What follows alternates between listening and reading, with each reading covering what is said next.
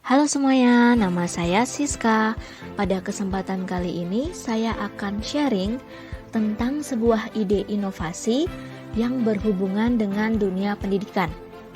Jadi, mari kita mulai. Ide inovasi ini berasal dari imajinasi saya, yang mana saya sebagai orang tua ketika saya bekerja, saya ingin anak saya ini tetap berada di tangan orang yang saya percaya. Kemudian dia tetap bisa belajar dan merasa aman di rumah. Dari imajinasi itu kemudian muncul ide suatu kreativitas bagaimana kalau ada sebuah daycare yang full day, kemudian lingkungannya aman dan nyaman. Kemudian di situ ada outdoor play, kemudian ada kelas juga di mana outdoor play ini nanti ada mini garden, ada pohon bunga, kemudian ada mini hills, ada kitchen mat sehingga anak saya bisa melatih motorik. Kemudian untuk kelasnya itu benar-benar menggunakan kelas yang aman dan nyaman juga untuk peralatannya. Kemudian ada pelajaran yang sangat menarik dan juga menyenangkan. Nah, dari situ pula imajinasi dan kreativitas tadi kemudian muncul sebuah ide inovasi di mana mengkombinasikan dan mengembangkan daycare dan juga preschool. Makanya saya menyebutnya sebagai learning center ya, di mana anak-anak dapat stay di tempat itu secara full day. Kemudian mereka dapat bermain dan belajar menggunakan Montessori yang sama dengan sekolah-sekolah lain. Kemudian di tempat ini pula anak-anak dapat beristirahat dan juga mendapatkan makan siang sehabis mereka bersekolah atau beraktivitas. Nah, untuk peralatannya sendiri akan menggunakan peralatan yang dapat didaur ulang. Jadi anak-anak dapat belajar bagaimana mereka menghargai peralatan atau sampah yang mereka hasilkan. Selain itu, mereka dapat mengeksplor dan menginvestigasi lingkungan sekitar mereka. Nah, inovasi yang kedua dari sekolah ini adalah adanya sebuah aplikasi yang saya menyebutnya Speaky Room. Jadi Speaky Room ini nanti berguna sebagai wadah dan tempat komunikasi antara guru, orang tua, dan juga sekolah. Untuk aplikasi Speaky Room ini sendiri, dari sisi orang tua, mereka dapat menggunakan aplikasi ini sebagai tempat berkomunikasi dengan gurunya dan juga sekolah. Kemudian, dari aplikasi ini juga orang tua dapat melihat report yang dikirim oleh guru setiap harinya. Jadi mereka dapat memantau perkembangan anak-anak mereka. Dan di situ pula orang tua dapat memberikan feedback dari kegiatan anak-anak mereka dan juga feedback untuk guru-gurunya. Sekolah, aplikasi ini berguna yang pertama juga sebagai wadah komunikasi antara sekolah dan guru kepada orang tua. Kemudian aplikasi ini bisa membantu guru untuk membuat lesson plan. Kemudian guru dapat menggunakan aplikasi ini untuk memposting report. Jadi guru membuat daily report yang kemudian diposting. Di situ ada penjelasan kegiatan anak dan juga dokumentasinya. Secara keseluruhan, Speaky Room ini sebagai wadah komunikasi ya. Dan juga sekolah dapat membuat schedule yang dapat dilihat oleh seluruh anggota sekolah. Dikarenakan inovasi ini merupakan pengembangan dan juga komunikasi antara daycare dan juga preschool, maka metode pemikiran untuk inovasi ini adalah linear thinking. Selain itu, menurut Druckers dari Seven Sources, inovasi ini muncul karena adanya proses kebutuhan dari orang tua yang membutuhkan sebuah daycare, di mana daycare tersebut dapat mengembangkan pengetahuan dan kemampuan anak mereka. Dalam mewujud nyatakan inovasi ini, pastinya akan ada banyak tantangan-tantangan. Yang pertama adalah dalam membangun kepercayaan masyarakat karena sekolah ini merupakan sekolah yang baru. Oleh karena itu, sekolah ini akan mengadopsi suatu metode pembelajaran yang sudah digunakan oleh banyak sekolah lain, yaitu metode Montessori.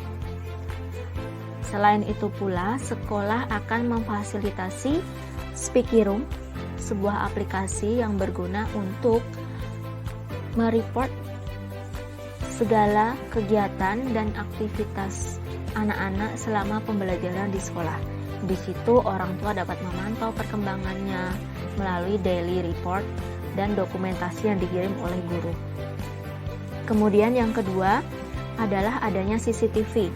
CCTV ini berguna untuk mengontrol dan untuk mengetahui kejadian yang sedang terjadi selama anak berada di sekolah, sehingga apabila sesuatu hal terjadi kepada salah satu anak, kita dapat mengetahui penyebabnya. Dan yang terpenting adalah adanya teacher yang berkualitas. Teacher yang berkualitas ini berguna untuk memajukan sekolah ini sendiri, karena dia akan mampu bersaing dengan sekolah yang lainnya. Kemudian akan membimbing dan menjadikan siswa menjadi siswa yang berkualitas pula, sehingga siswa tersebut pun mampu untuk bersaing dengan siswa lain di sekolah lainnya. Selain itu, untuk membangun kepercayaan masyarakat dibutuhkan adanya surat izin dari Menteri Pendidikan. Oleh karena itu, sekolah ini harus mampu untuk mengumpulkan dan memberikan laporan dan juga memberikan segala syarat-syarat dalam membuka dan membangun sekolah ini.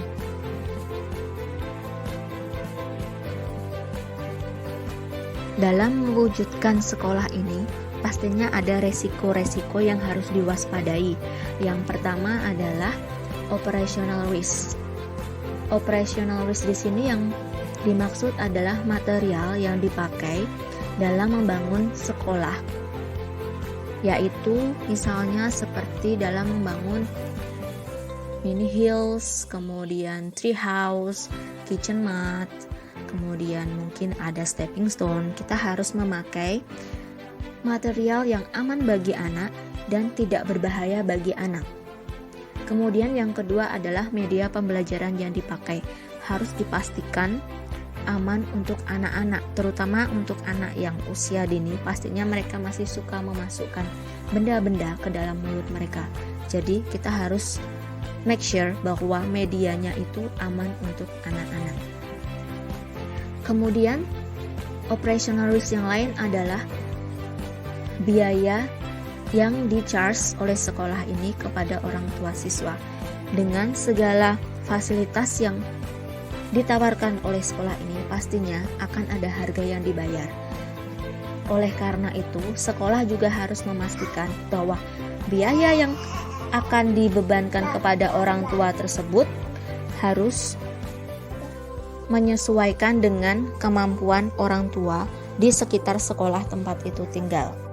Dari segi komersialnya, sekolah ini akan mengadakan beberapa promosi. Yang pertama adalah promosi secara online, yaitu melalui media sosial Instagram, Facebook, dan juga website dari sekolah itu sendiri. Kemudian untuk secara offline, sekolah ini akan mengadakan beberapa stand di mall, kemudian di toko-toko buku. Selain itu, sekolah ini juga akan mengadakan beberapa kegiatan di sekolah itu sendiri seperti pesta kebun. Jadi di pesta kebun ini nanti sekolah akan mengajak orang tua dan anak-anak untuk melakukan kegiatan bersama-sama. Jadi dalam kegiatan ini sekolah akan memberikan demo bagaimana anak-anak nanti belajar di sekolah tersebut. Kemudian sekolah ini akan memberikan diskon bagi orang tua yang mendaftarkan anaknya di periode tertentu. Juga sekolah akan memberikan diskon bagi orang tua yang mendaftarkan lebih dari satu anak di sekolah itu sendiri. Dari ide inovasi yang saya cetuskan ini, tipe inovasinya adalah proses innovation, di mana inovasi ini merupakan sebuah pengembangan dari sebuah daycare yang dikombinasikan dengan sekolah.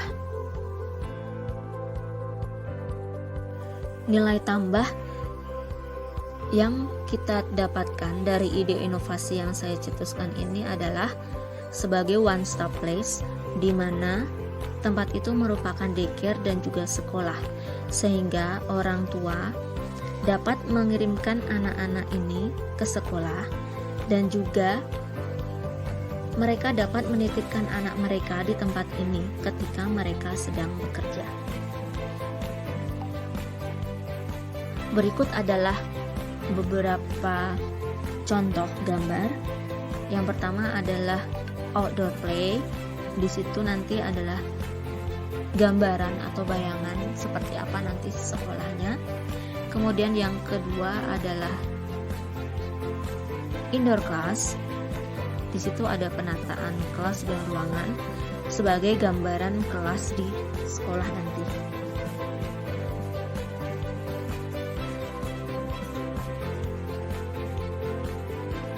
Sekian ide inovasi dari saya. Semoga berguna. Terima kasih.